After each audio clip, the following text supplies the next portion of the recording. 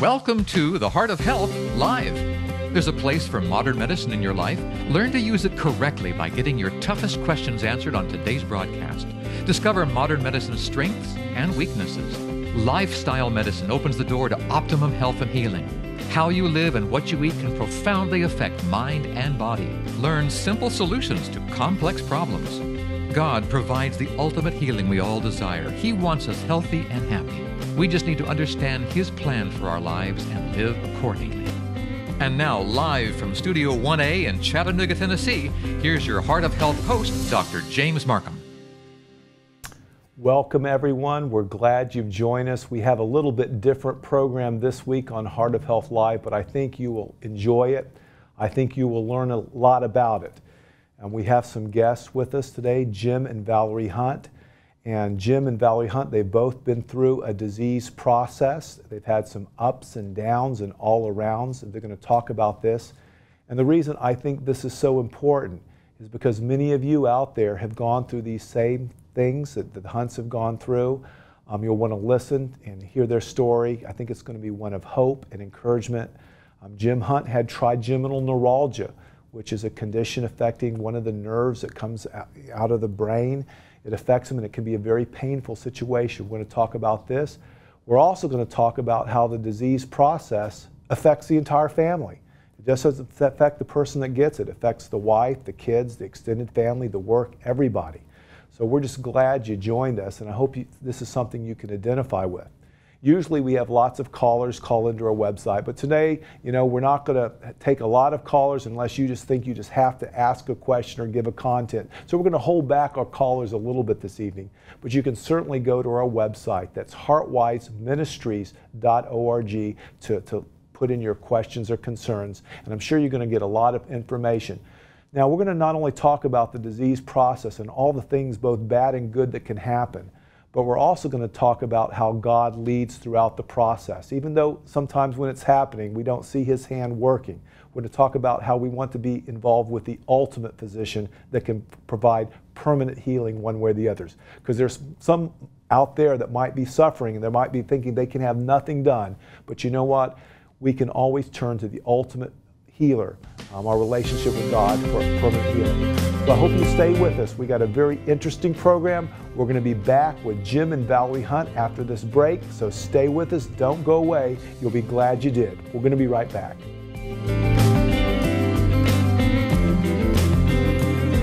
The Heart of Health Live will return in just a moment.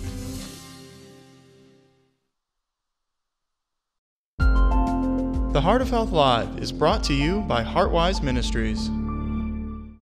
Hello, I'm Dr. Tim Jennings with your Mental Health Minute. Would you like to experience better physical and mental health? Then consider volunteering in your community.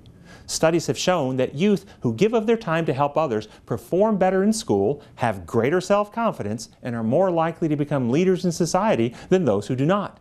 And amongst adults, those who volunteer experience better physical and mental health, lower rates of disability while maintaining their autonomy as they age. And amazingly, these benefits persisted even after taking into account baseline limitations, socioeconomic status, health status, employment, exercise, smoking, and marital status.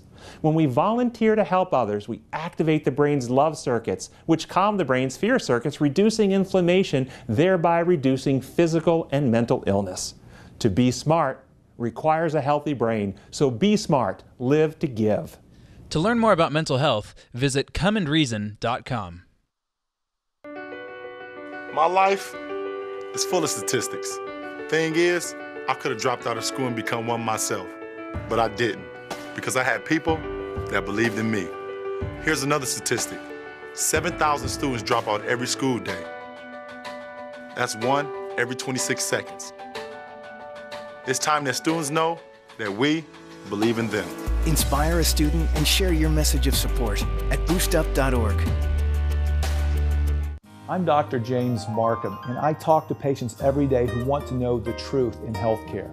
On our website, heartwiseministries.org, you can have your questions answered. You can read my blog where I talk about interesting and controversial subjects in medicine. You might choose to go to the radio or television sections and learn more about all sorts of health topics. take the time and go to heartwiseministries.org.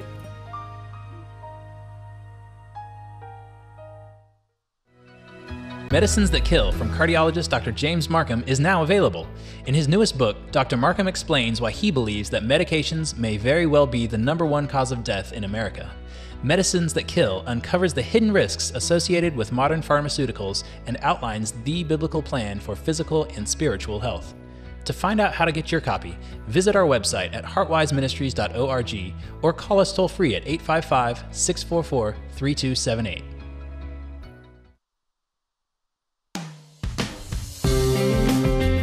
You've got questions, we've got answers on the Heart of Health Live. Welcome back. If you've just joined us, we're going to have a special program today. We're specifically going to be talking about a patient that's gone through a horrific disease. Many of you out there can relate to this. Others might want to hear this in case they ever have a problem. We hope you never do. We're with Jim and Valerie Hunt, and thank you for joining us on Heart of Health Live. Thanks for having us on. Now, one of the key things that I always try to do is I want people to be comfortable, okay? No nervousness, just everyone relax, take a deep breath. And I know it's hard when you're in front of the cameras, but just have a good time because, you know, we're reaching all sorts of people, and many people might have the exact same problem that you've had. Some people might experience it. And, you know, by sharing with each other, by sharing and giving, you actually change your chemistry. Right. You make endorphins. So Jim, tell me, tell our audience, how did you first know that something wasn't right? How did you feel inside?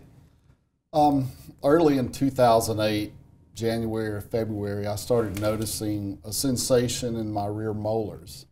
Now, what's a molar? Okay, your back teeth. Okay, back teeth. On the left side, and there was sort of an electrical shock sensation, but it would migrate from bottom to top, but always on that left side.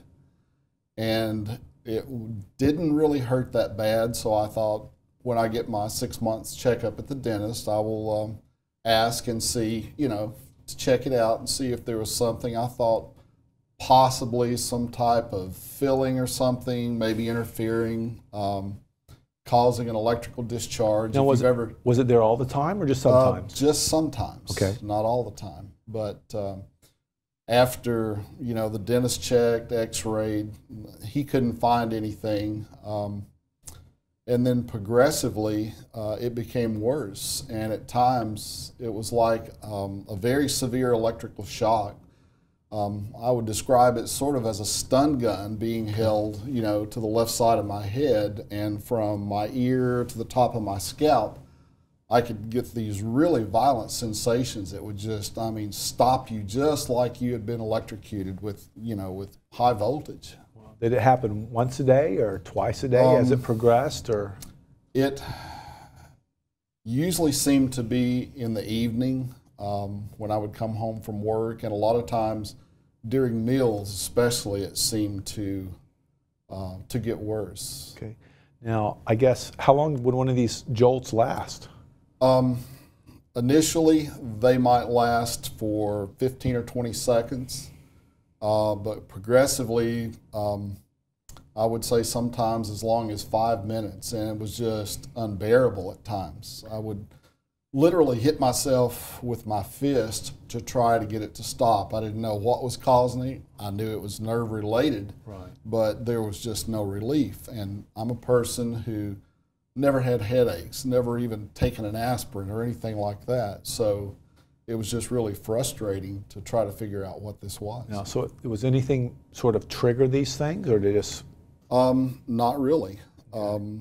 At that point, later on, anything like air blowing across my face, taking a shower when I would wash my hair and water running on the side of my scalp would trigger it. Sometimes just touching my lips. Shaving at times was impossible. Now, Valerie, I guess you never saw him like this before. So what were you thinking?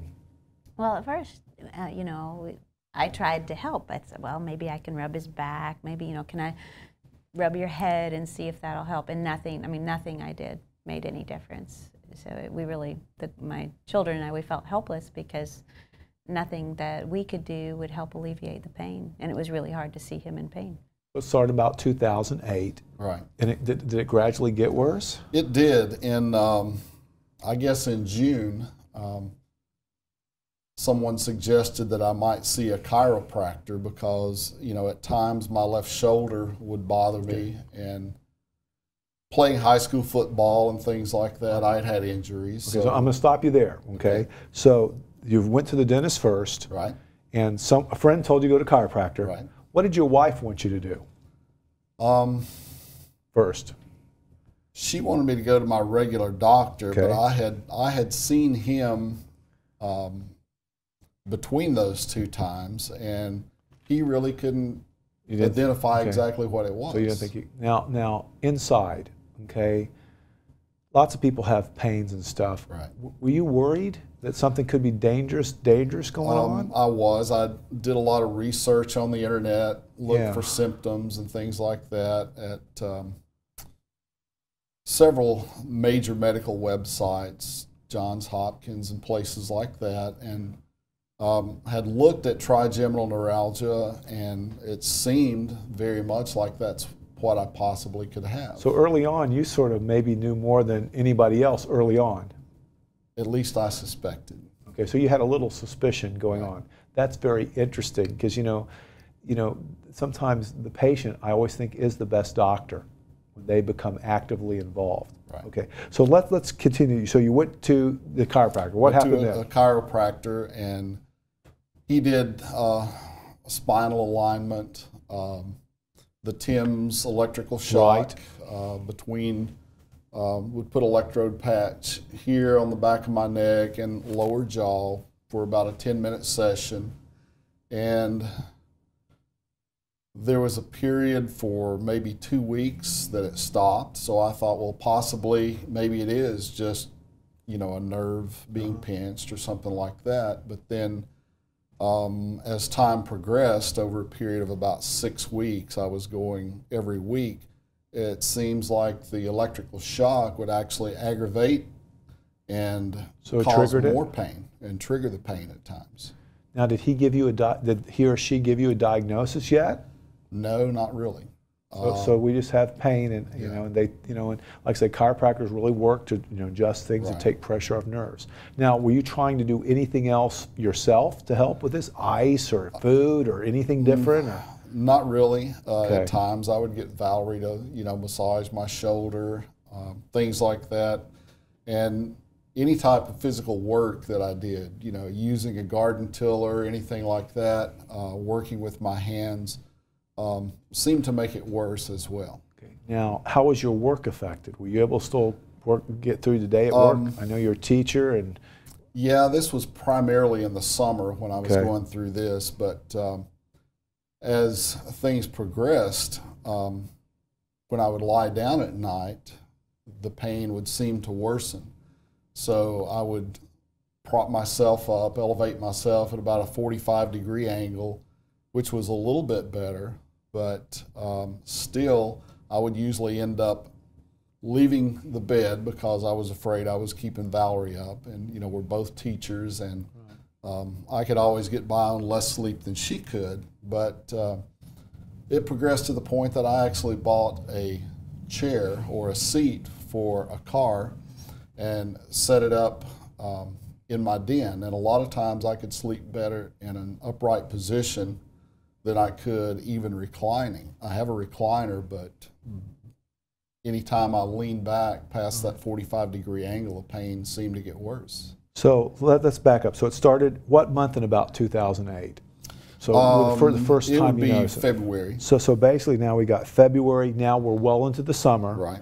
You've had one treatment by a chiropractor. Well, it was a treatment of about 6 sessions weekly. And we're now into the summer, and it's still going on, seems to be getting worse. Right. Okay, well, we're going to hold that thought right now because we're about to go to break. Okay. After the break, we're going to talk to Valerie Hunt. Disease not only affects the person, but it affects the entire family. We're going to see what she's thinking after we come back from break. We're talking with Jim and Valerie Hunt about their experience with a debilitating disease. So stay with us. We'll be right back. The Heart of Health Live will return in just a moment.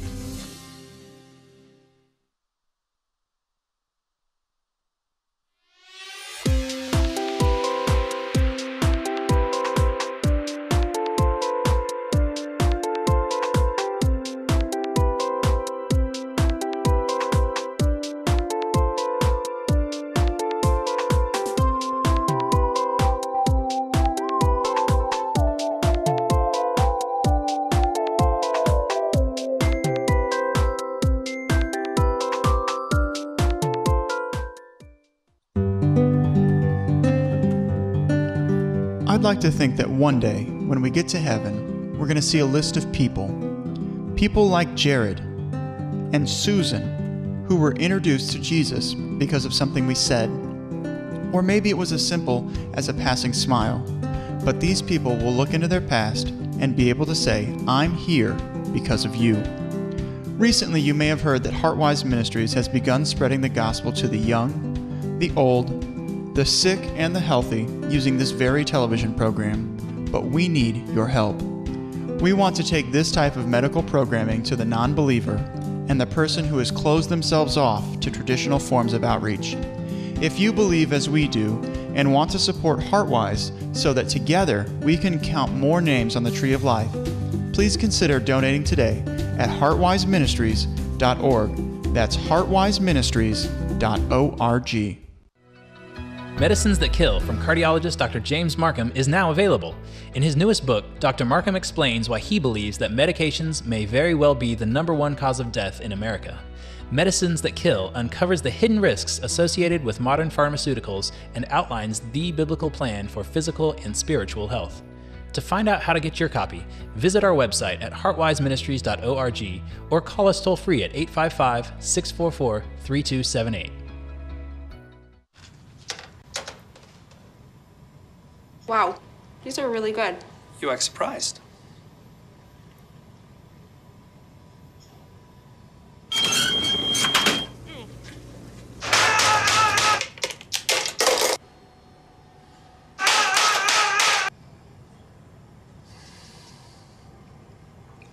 Practice makes perfect. You don't have to be perfect to be a perfect parent. There are thousands of teens in foster care who don't need perfection. They need you. You've got questions, we've got answers on the Heart of Health Live. Welcome back. I'm glad you're staying with us, and if you just join us, I'm going to tell you what we're talking about. We're talking about what it's like to have a disease, a diagnosis, the whole process. And Valerie, you've heard, your husband has been in pain since February. Now we're going into the summer. I'm sure other people can identify with what you're feeling inside. So just tell us a little bit about what's going on in your brain and how you guys are relating to this. Well, it's really, really hard to watch someone in pain and your husband and not be able to do anything about it. And sometimes, especially because it would be triggered at a meal, we'd be sitting at supper and the girls and I would, he'd all of a sudden be in pain and grabbing his jaw and crying out, and sometimes he would get up and actually have to leave the room, and the girls would just look at me with tears in their eyes and say, "Do something, Mommy, do something." And I didn't know what to do. So the only thing I knew to do was call a doctor. So I told him, I said, "You really need to go and see your doctor or see someone." So that was the first thing I did, was try to encourage him to go and seek help. Right. Now, it's now passed long enough, he's got the definition of chronic pain. Mm-hmm. We still don't have a diagnosis. It seems to be getting worse. Yeah. How is it affecting your relationship? It can't be normal. People that have people that are sick at home can't have, they don't communicate. It seems like sometimes they just focus on that one thing. I'm sure you're not talking about the vacation you're going on or the fun things you want to do or the kids' problems. And that's hard, because then there would be times where we wanted to do things, the girls want to do things, and he would say, "I can't. I just can't go." And so he was very, very good to us in that he would just stay home and we would go and do things, but we always felt very guilty and very lonely that he didn't get to participate in those things. Even sometimes when we were doing things at home, he couldn't, because he just didn't feel good and it hurt. Or if we'd go to my family's house or his family's house, he would go and eat in another room sometimes because he didn't want to be with the family eating and feel that pain. I think that's such important to know, that disease not only affects the person, but it affects everybody. And sometimes, you wish you could give it to me. I'll take it. I don't want to see someone I love have that pain. Well, and sometimes, because I think when you're in pain, you're not always thinking straight, Right. So I don't think he realized sometimes, that, I think I did a lot of the seeking help for him, because he almost had given up hope. Well, he'd read online, all these people have never gotten any help for this. They still have it after 10 years. Right. And I would look up and I would see, this doctor will treat that. And we both had kind of leaned toward a diagnosis of trigeminal neuralgia, and my grandmother had had trigeminal neuralgia and had had surgery that helped it. So I kept thinking, there's got to be something out there that can solve this. It's not unsolvable. But it really does. Chronic pain and chronic disease affects your brain. I mean, we know that the amygdala, the part of the brain makes chronic stress is turned on, and you just can't process and think straight, so to speak. So that's good that you have someone to go to that can sort of see it from a different light. Well, and it's really scary too, because it's called the suicide disease, because it's such severe pain that it makes the person feel like they'd rather be dead. And when he would say things like that in front of the kids, you know, I just shoot me, or, and he has guns. So that was really scary to us, and I would just pray, Lord, please help us find a solution. Please just take this away, you know. So you mentioned prayer. So that was part of the treatment you thought for early? Oh, definitely. Well, see, a lot of people, believe it or not, when they're sick, you know, they want to blame God. They don't want to turn to God. Right. But that's sort of the person, you know, you need to go to, I think, right away with anything. But I find it very interesting that you sort of had the diagnosis already. Now, Jim, tell me about some of the different doctors, and, you know, we're in the summer now. Where did you go from here? Well, as it progressed on into fall, it began to get worse. So I went back to my regular physician, and I guess it was actually part of my annual physical, you know, where they would do an EKG, blood pressure and all that. Well, the nurse, you know, would do the blood pressure, and he came in, looked at my chart, and he says, there must be something wrong. There's no way your blood pressure is that high. So he would take it and he'll say it's normal. I said, but when she took it, I was in pain. There you go. And that pain would just make my blood pressure go through the roof, so to speak. I even felt like that it was affecting my heart at times, because I would tense up so much. It was just hard to relax, and that may have been some of the shoulder pain, things like that, because you just tend to get very, very tense when you're in pain like that.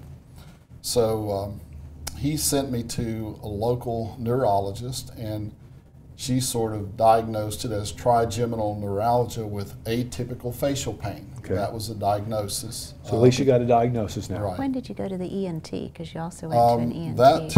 Let's see, the ENT was, that was in January, December, or January, late 08, early 09. Okay. My regular doctor sent me there as well, just to make sure. Look everything. Right. And was very thorough, but he didn't find anything wrong. So, he diagnosed it as TMJ. Right. Okay. So the doctor gave me a really strong injection of steroids, and, you know, just in the hip, and I guess that's the first relief I had in 6 months or so. Okay. And for probably 2 months, I felt almost normal again. Okay. Well, I think that's very interesting here. So you finally got a diagnosis, okay. They gave you the steroids. Now, you know, the steroids calm down inflammation. Right. So now I would be thinking, if it was me, that, you know, there's something inflamed in the body, okay, that follows a nerve pathway. So I would be right on with this diagnosis. But at the same time, I would think, you know, the steroids are going to wear off. Right. And then the inflammation is going to come back. I don't know if I want to take the risk of being on steroids the rest of my life. It's a lot of damage you can do to your body with steroids. So what happened after you saw the neurologist, the ENT doctors? Well, the local neurologist did not do surgery, so I contacted Vanderbilt and made an appointment to go over there. And well, let me rephrase that. Yeah. Okay. He did not contact. Okay. Somebody contacted. Okay. He was in so much pain. Right. And the doctor, I mean, you go for an appointment, and the doctor says, oh, we'll get you an appointment with an ENT. Right. So it's a month. Right. So he's in pain for a month. And then we get an appointment with the ENT. He says, well, it's TMJ. He gives a medication. I go back to his doctor, and I say, that's not working. Is there someone else? We get the neurologist. Right. Appointment way down the road. And so none of those were working. So it was probably a year now has gone by before we went to Vanderbilt. So you're 2009 now? At least before we went to Vanderbilt. So and I just kept calling his doctor. I would call in tears and I would say, please do something. He's still in pain and it's horrible. I might have said, well, let's try some more steroids. Did anyone think of that? Or at least to buy him some time? I had asked for that. I actually said the steroids seem to work. Can you do that? So he gave him a steroid pack, which didn't seem to help. It didn't do what the shot had done. Yeah. And I actually did go to the emergency room twice. 3 or 4 months later. It seems like it was in March or April, and all I could do was sit on the couch and literally try to hold my head in a certain position, afraid to move anything because the pain was so bad. Now, are you still eating at this time? There was a period where I probably lost 30 pounds because at times the tip of my tongue, anything that touched the tip of my tongue, even at times talking was so painful, it was unbearable, which I had a lot of problems with that, you know, at school. Being a teacher and not being able to talk is almost an impossible task. But his doctor had said, you know, I said, is there anyone we can go to? I said, this doctor, the neurologist isn't a neurosurgeon. Right. Hold that thought. You also stay. We're going to unfold this mystery. And let me tell you, I'm not going to tell you how it ends, but he's here talking to us and he hasn't grabbed his head once. Stay with us. We're going to be right back. The Heart of Health Live will return in just a moment.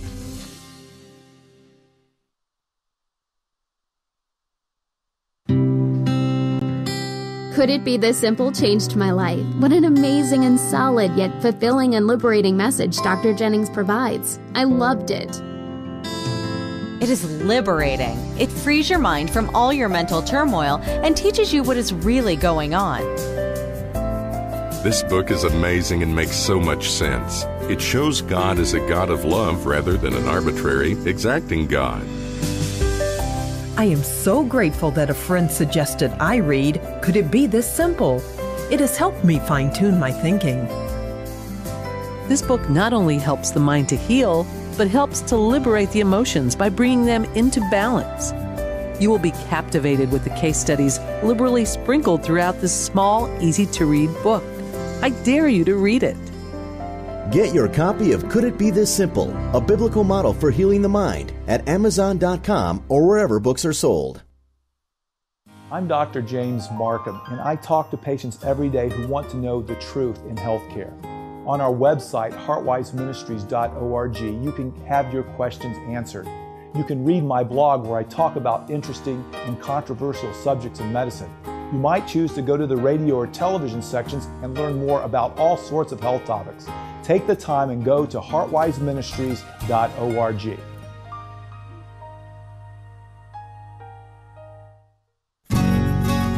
Hi, I'm Dr. James Marcum, Speaker, Director of Heartwise Ministries.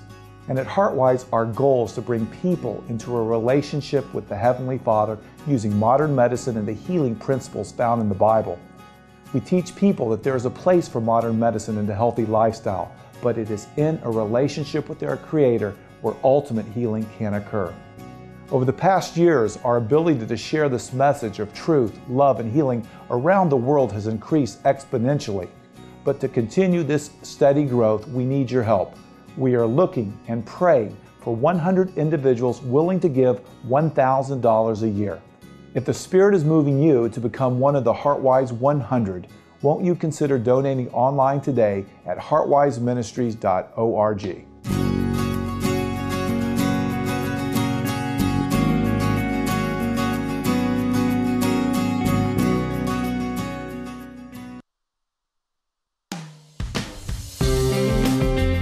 You've got questions, we've got answers on the Heart of Health Live. Welcome back.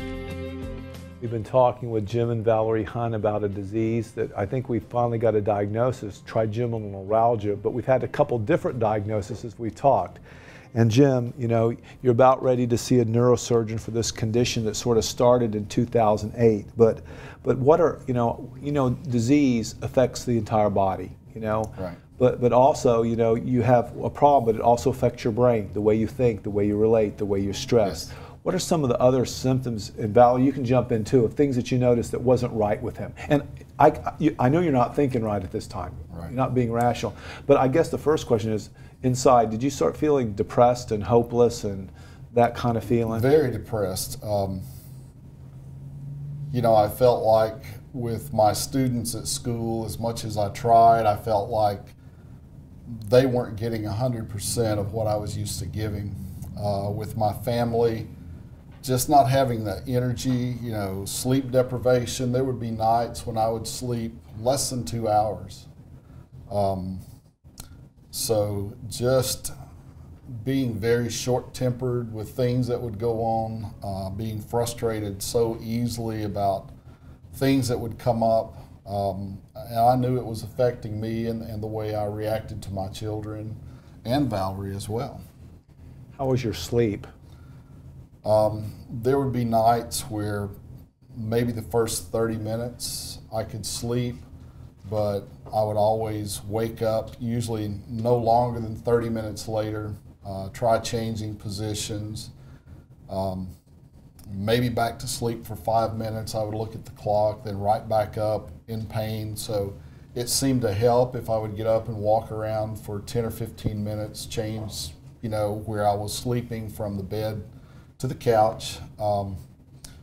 But usually no more than an hour at most. And in some nights, probably less than 2 hours for the entire time. So Valerie, the man you loved was having a whole personality change. He was someone else.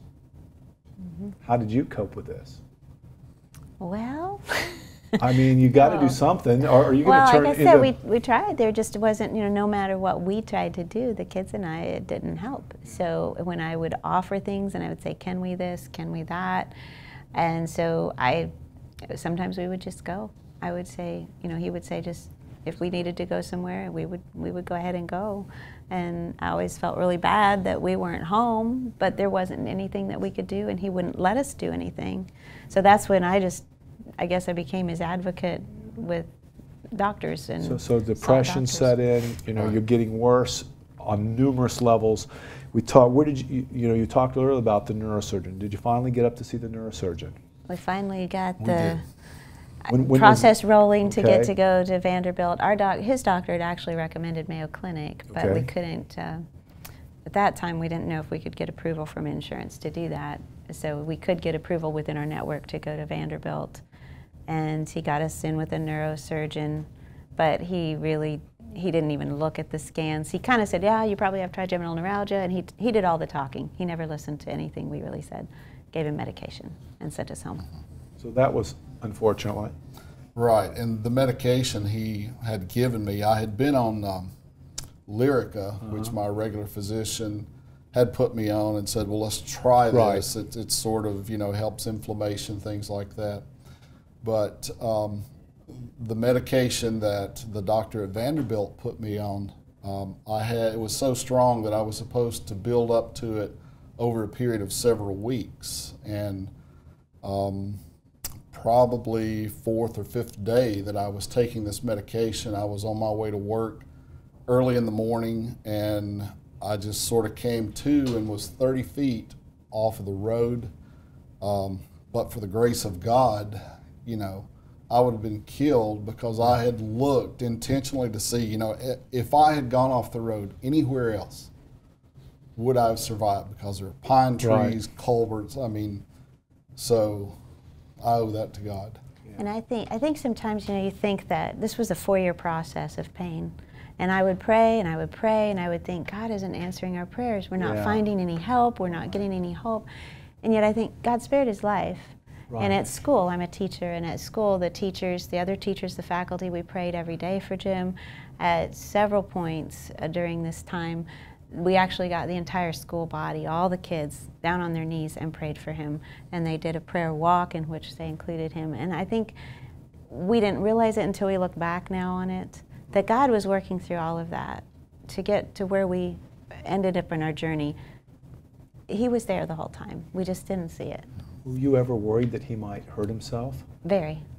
very Now, much. did you see a psychiatrist or anyone that would help you to cope through this? No, Tough guy, John right. Wayne, Okay. But did you ever have those thoughts briefly cross your mind? I did, or? but because of my kids, Good. I could not do that to my family. Now, after you had this near-death experience in the car, did you realize that sort of God was there? Yes. Okay. I said, there's got to be a purpose. There's a reason. So when did, we started back in 2008. When did that sort of near-death thing? After 2010. 2010. So we've now gone on for 2 years with chronic pain. I guess you've tried different medicines. He'd been to about 3 dentists for TMJ treatment. He'd been to a neurologist. He'd been to the neurosurgeon. He'd been to another neurologist. I kept going back to the doctor. Please send us somewhere else. Right.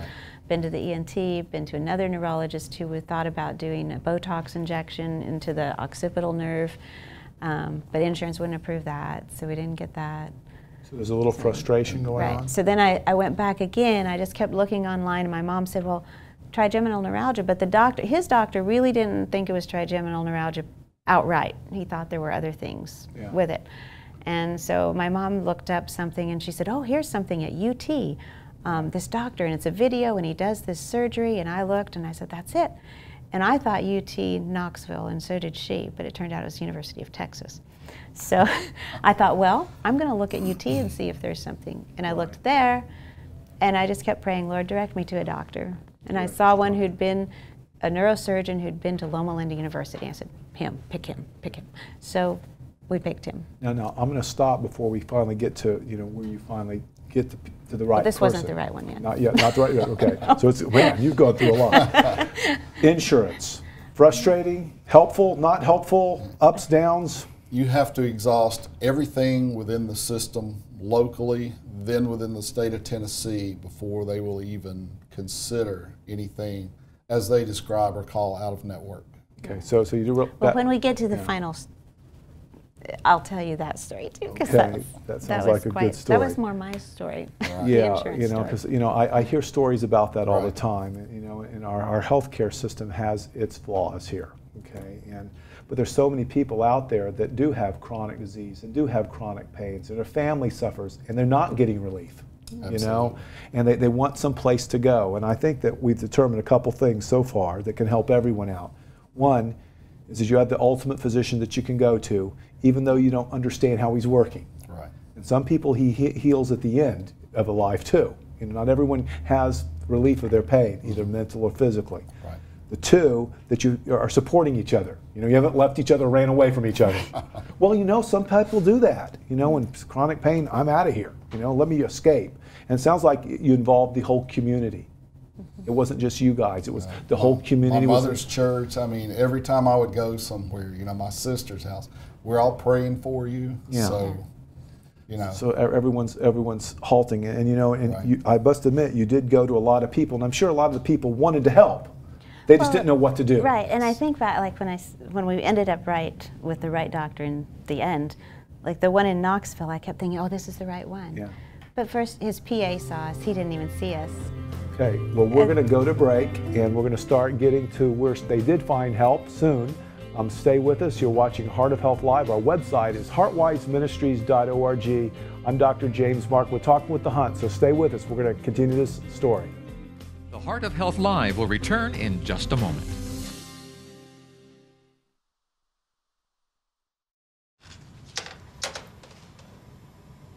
Wow, these are really good. You act surprised.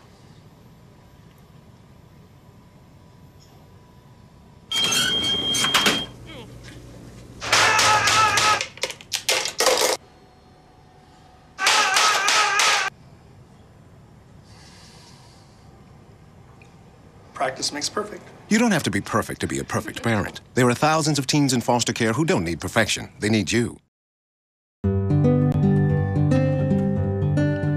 I'd like to think that one day, when we get to heaven, we're going to see a list of people like Jared and Susan, who were introduced to Jesus because of something we said. Or maybe it was as simple as a passing smile. But these people will look into their past and be able to say, I'm here because of you. Recently, you may have heard that Heartwise Ministries has begun spreading the gospel to the young, the old, the sick and the healthy using this very television program, but we need your help. We want to take this type of medical programming to the non-believer and the person who has closed themselves off to traditional forms of outreach. If you believe as we do and want to support HeartWise so that together we can count more names on the Tree of Life, please consider donating today at heartwiseministries.org. That's heartwiseministries.org. Have you ever heard things about God that didn't make sense? Have you ever thought that science and Scripture cannot be reconciled? Have you heard ideas about God that scare you? Or are you just tired and confused? If you want answers to complex problems, if you want a testable, evidence-based understanding of God and the world around you, an understanding in which the Bible and science harmonize to reveal the reality that God is love all the time, then Come and Reason Ministries is for you. Hi, I'm Dr. Tim Jennings, board-certified psychiatrist, and Come and Reason Ministries is dedicated to helping you learn to discern, to stimulate you to think, to help hone and refine your ability to know the right from the wrong, the healthy from the unhealthy, and teach you how to experience healing of your mind, body, and relationships here and now. If you would like an evidence-based approach to knowing God, then visit us online at comeandreason.com.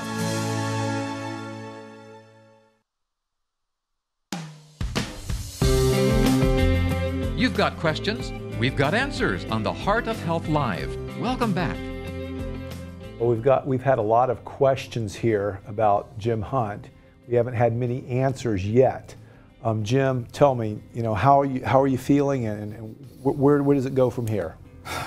About the same? Really not much change, back and forth. I think, to my regular physician, as many as 6-7 times in a year, but really no change in anything except dosage of medication. And we're still in the year 2010, or are we going to 2011? All through 2011, up until spring of 2012. Okay, and then what happened? I'll let Valerie tell you about her discovery for me. After we went to the Knoxville neurosurgeon. He basically said atypical facial pain, didn't even see him, just was going to send us to an oral surgeon. And I was in tears, and I went to the doctor and I said, please do something else. Can we go to Mayo? And so we applied to go to Mayo. The doctor actually sent a letter to Mayo, and we got a letter back saying that we were denied as patients, that he was not going to see, they would not see him. They give a reason? No, they just said not at this time. So we don't know. Okay. We don't know. I look back and I think it was God. Right. It was not meant to be. Right. It just wasn't where we needed to be. Not urgent enough at this point today. So I just about given up, and I was talking to a friend, and she said, "Don't give up. There's got to be something out there, and God's can, He'll get you to it." So I left talking to her, sat down at my school computer, and just typed in trigeminal neuralgia, and up popped some lady's blog, and she was talking about her experience with it, just exactly like his. And then she said, so I went to the best. I went to Dr. Ben Carson at Johns Hopkins. And I said, Ben Carson, I know who he is. Yeah. We could go there. So I emailed her, got no response, and thought, why am I emailing her? I'm going to call Johns Hopkins. So I got information online and just called, thought I probably won't get a real person. Right. I got a lady in the office, and she said, told her my story, cried on the phone, and she said, well, honey, do you have an email? And I said, yes, I do. And she said, I'm going to email you papers. You fill it out, you fax it to me, and we'll see what we can do. Wow. So I did. I got it all ready and went to fax it, and the fax didn't work. And I think that was another, all these instances where God just made the timing right, because I'd forgotten all about insurance. So I thought, I probably should make sure that's okay with insurance before we go up to Johns Hopkins for surgery or something. And so I went and contacted insurance, and 4 times insurance told me, yes, we'll pay for that. Good. And 4 times the doctor's office was told by the same insurance company, no, we won't pay for that. And so I finally had to go back to the insurance company and say, okay, what is it going to take for you to pay for it? Right. Get that procedure. Then I could call the doctor and say, here's what you have to do to make that work. And I think a lot of people don't realize that. They'll just take no for an answer. Right. And when I went back to the insurance company and said, what does the doctor do to make this possible? They told me, and then I could tell the doctor's office, and it worked. And fortunately, I had an advocate at the doctor's office, a really sweet lady who listened to me cry and said, honey, it's okay, we'll make it work. So we got an appointment with Dr. Carson. They approved it when I finally was able to fax it. And we went up there June of 2012. June 17th. And Okay.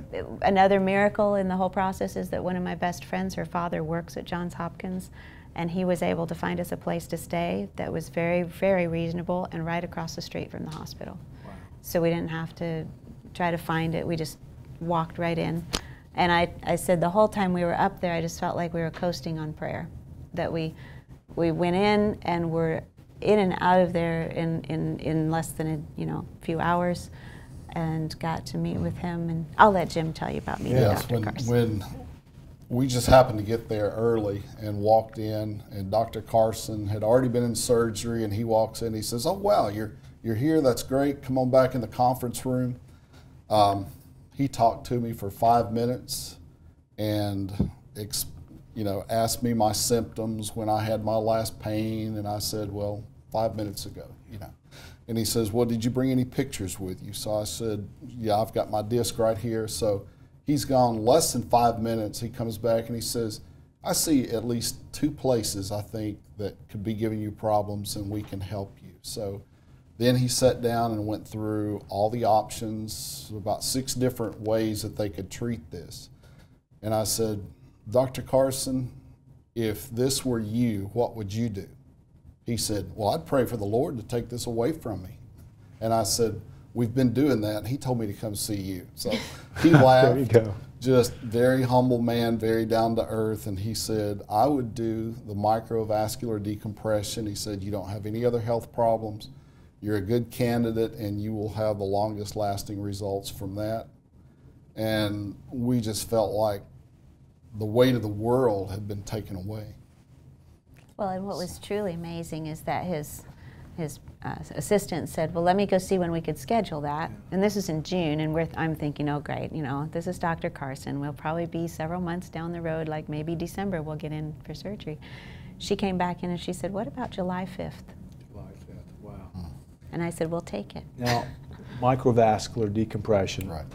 I assume that that's just taking pressure off the nerves from tissue that's pushing in on it? Right. They do an incision. They actually drill into the skull. I've got a nice little crease right here. And they go in and microscopically put very tiny little Teflon fillers, spacers between the nerve and blood vessels that are causing pressure on it.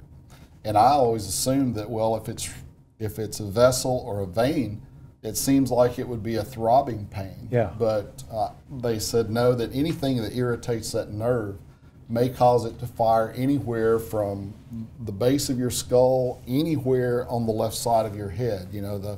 The ringer nerve that goes around your teeth, and sometimes my front teeth would hurt, back teeth. So it can be anything on the left side of the face, even down into your neck, that it can affect. So he looked at the MRI Right. is what he looked at, and he said, I think this is putting pressure on that nerve. Exactly. Because as you know, there's no blood test that makes this diagnosis. This is what we call a clinical diagnosis, the hardest one. His physician's assistant said the key to diagnosing this is for the doctor to listen. He said, if the doctors listen to your symptoms, know the disease, know what to look for, she said, we can tell in 5 minutes whether or not you have it, just by listening to what you've experienced. And he also said that they had people who had suffered with this for 30 years. And I said, 4 years is nothing compared to 30. So, just to know that at least somebody was going to try something. And he talked about the different possibilities. He says you may be blind in your left eye. He said you could be deaf in your left ear. He said you could possibly even die anytime you do surgery, but he said, I haven't lost a patient yet. And I said, That's good odds. At this point, I really don't care. Wow, what a wonderful story. So we're going to pick up after the surgery after we get back, but a couple of things that I find very important. Valerie, sounds like you had a great friend that encouraged you never to give up.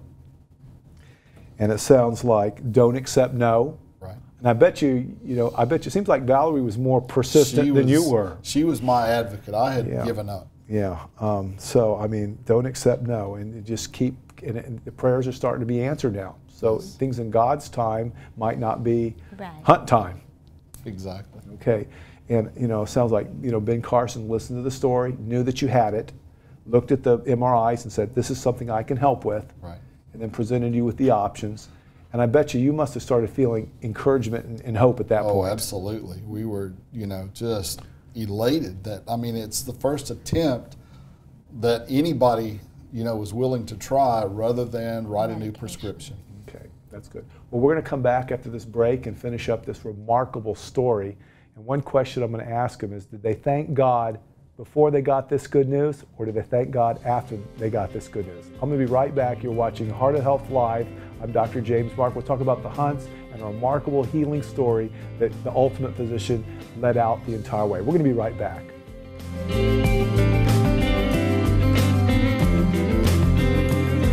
The Heart of Health Live will return in just a moment.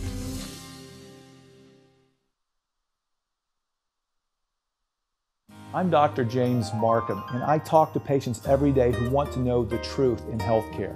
On our website, heartwiseministries.org, you can have your questions answered. You can read my blog where I talk about interesting and controversial subjects in medicine. You might choose to go to the radio or television sections and learn more about all sorts of health topics. Take the time and go to heartwiseministries.org.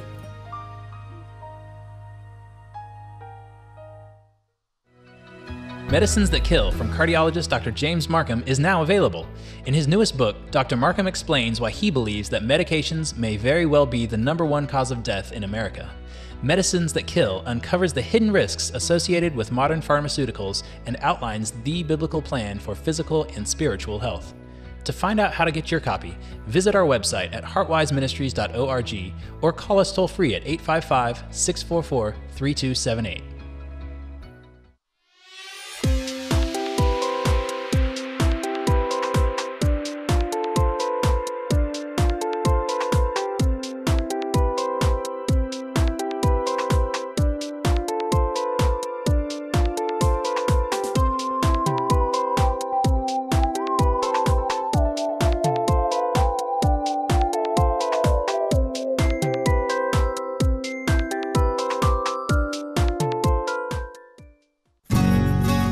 Hi, I'm Dr. James Marcum, speaker, director of Heartwise Ministries. And at Heartwise, our goal is to bring people into a relationship with the Heavenly Father using modern medicine and the healing principles found in the Bible. We teach people that there is a place for modern medicine and a healthy lifestyle, but it is in a relationship with their Creator where ultimate healing can occur. Over the past years, our ability to share this message of truth, love, and healing around the world has increased exponentially.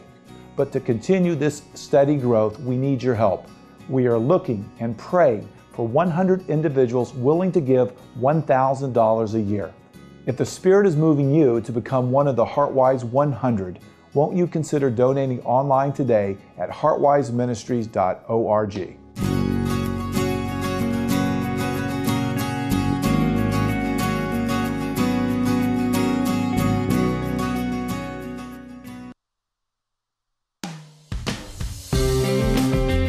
You've got questions, we've got answers on the Heart of Health Live. Welcome back. Often when we're going through chronic pain and we don't hear God's voice right away, it's hard to say thank you. And that's why I brought that up, because I think it's so important that we thank God for being our God in the bad times and the good times. But I want you to, right now, let us, you don't have to answer that question, it's very personal, right. but let's give give some good advice, both from the patient standpoint and the healthcare advocates. What can we do? What have you learned that you'd like to share with everyone? Some people that are going through this, insurances, multiple doctors, diseases, multiple medicines, no answers. Share with us. I guess having someone to be an advocate for you when you are at the point with depression and mental fatigue and things like that is a godsend in itself. Valerie having the perseverance to stick with me and be understanding. I guess that's where the wedding vows, There you go. Through sickness and health, really, she followed those. Yeah.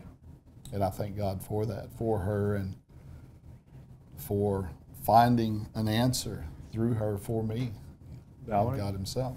Well, I think that same kind of thing, there were times where I know that it might not have been so long if I had persevered at different points, but because he was like, "There, nothing can be done. I'm not going to another doctor. I'm not doing this." I would say that. There was a part of me that would just say, "Okay, well, he doesn't want help. I'm not going to seek help for him," because I didn't know what to do either, and I was so thankful, like you said, for friends who encouraged me, and I didn't give up. I just kept looking, and I think the best advice is not to give up and to keep praying, because sometimes, I mean, as I look back now, I think, if we had gone to one of those doctors and maybe they would have done some treatment or surgery different from what we experienced, and we wouldn't have had the best doctor that we could have had, and it might not have gone well, and God knew better than we did.